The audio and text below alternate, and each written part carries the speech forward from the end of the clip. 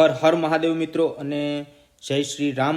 નમસ્તે મિત્રો. આજે આપણે એક એવા મહાસંકલ્પધારી વ્યક્તિની વાત કરીશું જેમણે પદ યાત્રાને જીવનનું ધ્યેય બનાવી દીધું છે. વાત થઈ રહી છે આપણા ગુજરાતના ગૌરવ રાજભાઈ મજેઠિયાની, જે કોઈ સામાન્ય વ્યક્તિ નથી પણ ધર્મ અને સંસ્કૃતિ માટે સમર્પિત યાત્રી છે.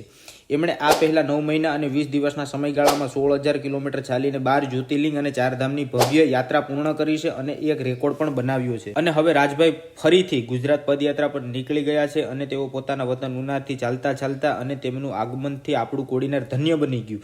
અમારું સૌભાગ્ય હતું કે અમને તેમનું ભવ્ય સ્વાગત કરવાનો મોકો મળ્યો અને તેમને નાઇટ હોલ્ડ પણ કરાવ્યો. સનાતન ધર્મ પ્રત્યેના તેમના પ્રેમ અને સંકલ્પને જોઈને ખરેખર આનંદ આવ્યો. રાજભાઈની આ પદયાત્રાનો હેતુ ખૂબ જ પવિત્ર છે. તેમનું કહેવાનું છે કે સનાતન ધર્મને નજીકથી સમજવા માટે અને મોટા મોટા મંદિરોમાં દર્શન કરવા તેમને ખૂબ જ ગમે છે. આ સાથે જ તેઓ ગાય માતાને રાષ્ટ્રીય ભાષા ઘોષિત કરવામાં આવે તેવો સંદેશો પણ પાઠવી રહ્યા છે.